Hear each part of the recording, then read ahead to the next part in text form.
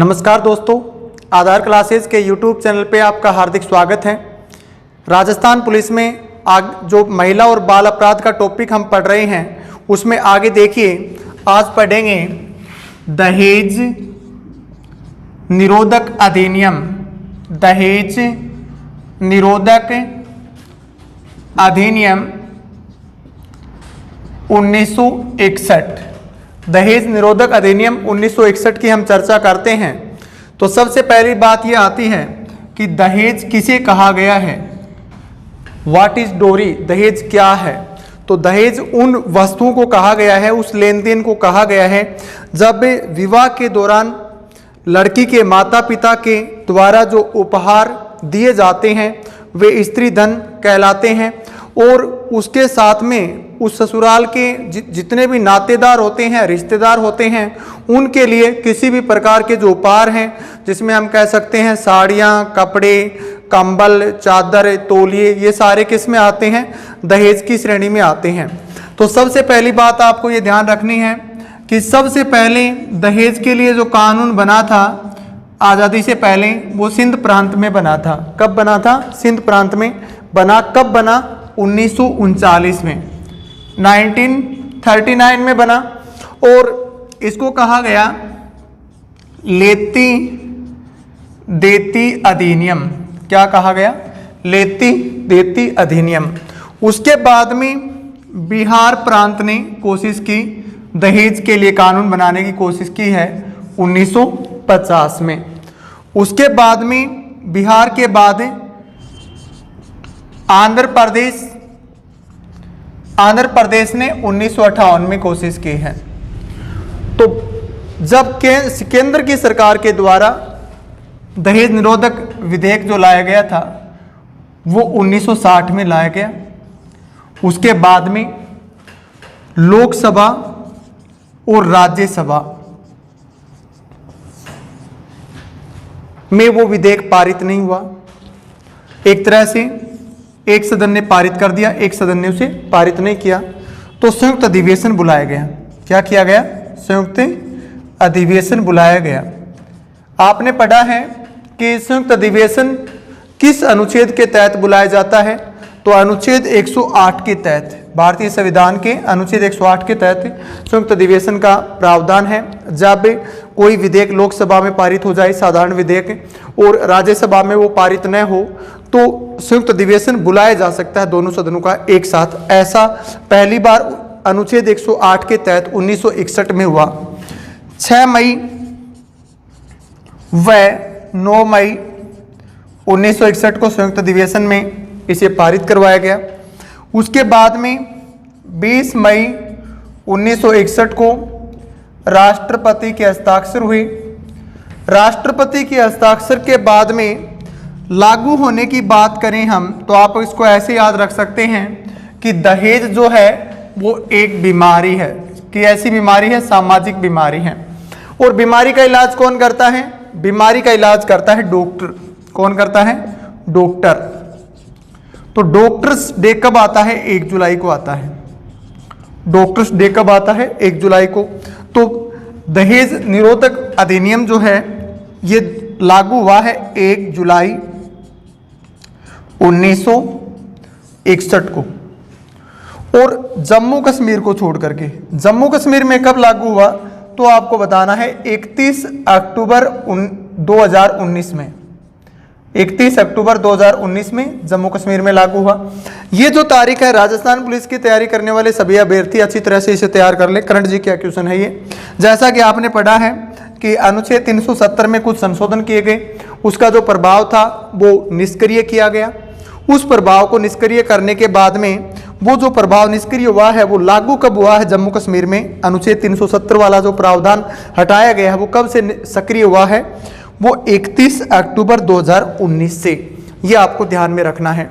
इसके अलावा देखिए, दहेज निरोधक विधेयक जो है इसमें संशोधन की बात करें तो इसमें संशोधन जो है एक बार 1984 में हुआ है, एक बार 1986 में हुआ है।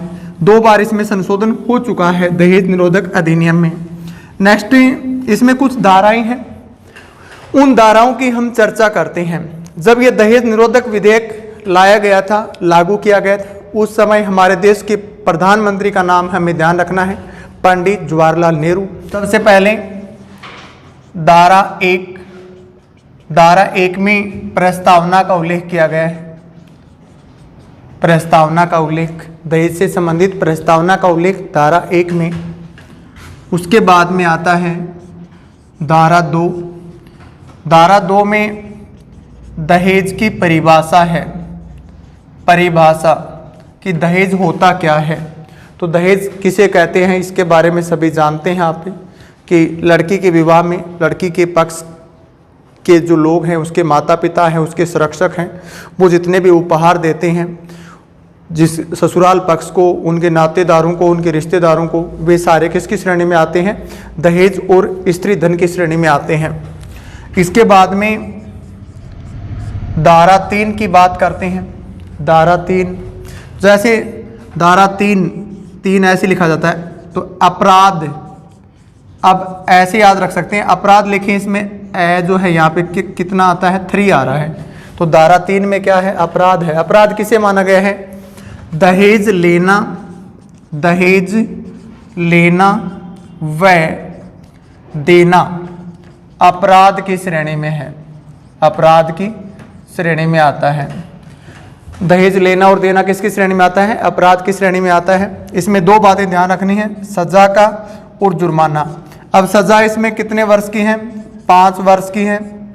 और जुर्माना यहाँ पे ध्यान रखना है कि 5 या 15,000 रुपये इसका जुर्माना है, 15,000 रुपये जुर्माना है। और दहेज की राशि इससे ज़्यादा है तो वो जुर्माने के दायरे में आएगी, ये विशेष तौर से ध्यान रखना है। इसके बाद में बात करते हैं धारा 4 की। 4 को आप याद रख सकते हैं फॉर डिमांड, यहाँ पे फॉर डिमांड, जैसे 4 को हम क्या बोलते हैं? FOUR, फॉर बोलते हैं, आप ऐसे याद रख सकते हो फॉर डिमांड। फॉर डिमांड का अर्थ क्या होता है? मांग करना होता है। क्या होता है? मांग करना होता है। तो कोई व्यक्ति दहेज की मांग करता है, जैसे आप राजस्थान पुलिस की नौकरी लग गई और उसके बाद में आपने दहेज की मांग कर ली है, तो धारा 4 के तहत आपके ऊपर कार्रवाई होगी। अगर आपने दहेज की मांग कर ली है तो उसमें सज़ा क्या होगी वो देख लीजिए। सज़ा जो है उसमें कहा गया है न्यूनतम 6 माह, अधिकतम 2 वर्ष, न्यूनतम 6 माह, अधिकतम 2 वर्ष। और जुर्माना जो है, जुर्माना 10,000 रुपये। अगर इससे अधिक दहेज की राशि है तो वो उसके दायरे में आता है। तो धारा 4 में इसको ऐसे याद रख सकते हैं, फॉर डिमांड, मांग करना, सजा 6 माह या 2 वर्ष की, जुर्माना 10,000 रुपये। तो हम क्या पढ़ रहे हैं? दहेज निरोधक अधिनियम 1961 पढ़ रहे हैं। कब लागू हुआ? 1 जुलाई 1961 को लागू हुआ। हमारे देश के उस समय प्रधानमंत्री कौन है? जवाहरलाल नेहरू हैं। धारा 1 में क्या है? प्रस्तावना है। धारा 2 में क्या है? दहेज की परिभाषा है। धारा 3 में क्या है? 3 को अपराध, अपराध क्या है? दहेज, दहेज लेना और देना क्या बताया? अपराध बताया। सजा 5 वर्ष, जुर्माना 15,000 रुपये। धारा 4 को क्या बोलते हैं? फॉर डिमांड, याद रख सकते हैं फॉर डिमांड। फॉर डिमांड का अर्थ क्या होता है? मांग करना। किसकी मांग करना? दहेज की मांग करना। दहेज की मांग करने पर क्या सजा है? न्यूनतम 6 माह, अधिकतम 2 वर्ष। और जुर्माना जो है वो 10,000 रुपये का है। आगे पढ़ते हैं धारा 4A। 4 आपने पढ़ ली, फॉर डिमांड, डिमांड में मांग करना, मांग करता है व्यक्ति दहेज की, तो उसमें सजा आपको याद रखनी है न्यूनतम 6 माह की, अधिकतम 2 वर्ष की। जुर्माना क्या था उसमें? जुर्माना उसमें था 10,000 रुपये। अब यहाँ पे 4A, ए से बनता है एडवर्टाइजमेंट, एडवर्टाइजमेंट। अब एडवर्टाइजमेंट का मतलब क्या होता है? विज्ञापन। यहाँ पे विज्ञापन से क्या मतलब होता है? विज्ञापन से मतलब ये होता है कि जैसे आप राजस्थान पुलिस में लग गई, कोई लड़का राजस्थान पुलिस में लग गया, अब वो न्यूज़पेपर में विज्ञापन दे रहा है, हाइट 5 फुट 6 इंच, लड़का है एक, रंग बहुत ही गोरा, स्मार्ट, ब्यूटीफुल, इस तरीके की, साथ में वो डिमांड करता है दहेज की। तो ऐसी अगर डिमांड की जाती है एडवर्टाइजमेंट में तो ये अपराध की श्रेणी में आएगा। किसकी श्रेणी में आएगा? अपराध की श्रेणी में आएगा। और इसके लिए न्यूनतम 6 माह, अधिकतम 5 वर्ष की सजा का प्रावधान है और जुर्माना इसके लिए 15,000 रुपये है। जुर्माना कितना है? 15,000 रुपये। ऐसी कोई डिमांड देता है, लुभावनी एडवर्टाइजमेंट देता है, दहेज की डिमांड से रिलेटेड कह सकते हैं हम, तो उसके लिए 4A आपको याद रखना है। इसमें ऐसी कोई एडवर्टाइजमेंट दी हो, ऐसा कोई विज्ञापन दिया हो जिसमें दहेज की मांग की गई तो अपराध की श्रेणी में आता है और उस विज्ञापन के कारण इस पे दोष लगेगा। इसने पार्टिकुलर किसी से नहीं मांगा है, इसने सार्वजनिक तौर से मांगा है, इस पे कार्रवाई हो सकती है। तो 6 माह न्यूनतम, अधिकतम 5 वर्ष की सजा है, जुर्माना है 15,000 रुपये। अगली धारा देखिए, धारा 6। धारा 6 में ये उल्लेख किया गया है कि दहेज का जो सामान है, दहेज का जो सामान है उस पर पत्नी का हक रहेगा, पत्नी का हक या अधिकार रहेगा। कोई जब आपकी शादी होती है और उसके आपकी पत्नी के घर वाले जितना भी सामान देते हैं, आपको बाइक देते हैं, गाड़ी देते हैं, आपने डिमांड नहीं की फिर भी दे देते हैं, मान लीजिए, तो जब तक वो आपकी लुगाई है या आपकी पत्नी है, जब तक ही आपकी वो गाड़ी है। वो जिस दिन नाराज हो जाती है तो ये मान लीजिए कि वो गाड़ी, वो बाइक आपका उस पर कोई अधिकार नहीं है। इसके लिए कहा गया है कि वो सामान जो है वो बिचौलिया के पास रखा जाता है 3 माह तक, तो उसके बाद में उसकी संतान को दिया जाता है अगर उसकी मृत्यु हो जाती है तो, और अगर संतान नहीं है तो उसके माता पिता को दिया जाता है। संतान नहीं होती है तो किसको देते हैं? माता पिता का अधिकार होता है। इसमें सजा की बात करें, न्यूनतम 6 माह और अधिकतम 2 वर्ष, और जुर्माना की बात की जाए तो इसमें जुर्माना 5,000 रुपये का है। जुर्माना कितना है? 5,000 रुपये का है। धारा 6 में बताया गया दहेज का जो भी सामान है उस पर कंप्लीटली अधिकार पत्नी का रहेगा। 3 माह तक बिचौलिया के पास में, बिचौलिया कौन होता है? जिसने रिश्ता करवाया था, रिश्ता करवाने के वाले के पास में सामान रखा जा सकता है विवाद होने पर, और बाद में उसकी संतान जो है उस पर उसका अधिकार रहेगा। संतान नहीं है तो उस लड़की के माता पिता का अधिकार रहेगा। तो दहेज का जो सामान होता है उस पर अधिकार किसका है? कंप्लीटली पत्नी का अधिकार है, ये ध्यान रखना है। नेक्स्ट है धारा 8। धारा 8 इंपॉर्टेंट है। दहेज संबंधित जो मामला है, दहेज संबंधित मामला, तो ये मामला एक संज्ञेय अपराध है। संज्ञेय अपराध, संज्ञेय अपराध क्या होता है? संज्ञेय अपराध का अर्थ होता है संगीन अपराध, गैर जमानती, गैर जमानती। जब तक पूरा केस नहीं सल्ट जाता, जब तक उस कैंडिडेट की इस मामले के आरोप, जिस पे आरोप लगा उसको अरेस्ट किया जाता है, उसकी जमानत नहीं होती है। इसलिए इसको संज्ञेय अपराध, संगीन अपराध की श्रेणी में रखा गया है। और इसमें एक प्रावधान ये किया गया है, एक धारा 154 के तहत, सीपीसी की धारा 154 है, इसमें बिना वारंट के गिरफ्तार किया जा सकता है। जैसा आपने पढ़ा था ना कि किसी व्यक्ति को गिरफ्तार करने से पहले उसको सूचित करना होता है, लेकिन दहेज के कानून में ऐसा प्रावधान किया गया है कि उसको वारंट दिए बिना अचानक कभी भी अरेस्ट किया जा सकता है। यह संगीन अपराध की श्रेणी में आता है। धारा 8 में इसका उल्लेख है और ये गैर जमानती है। जब तक मामला नहीं सल्टेगा, कोर्ट का डिसीजन नहीं आएगा, जब तक इसके जो भी आरोपी अरेस्ट किए गए हैं उनकी जमानत नहीं होगी। धारा 9 में प्रावधान है कि इसके नियम केंद्र सरकार बनाएगी। नियम कौन बनाएगी? केंद्र सरकार बनाएगी। धारा 10 जो है, धारा 10, उसमें प्रावधान किया गया है कि कुछ नियम राज्य सरकार बना सकती है। कुछ नियम कौन बना सकता है? राज्य की सरकार बना सकती है। अगली कुछ धाराएं हैं, 304B,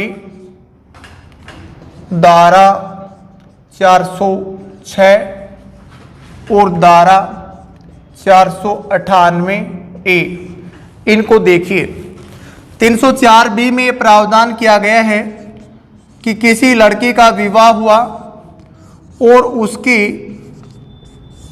मृत्यु जो है वो इस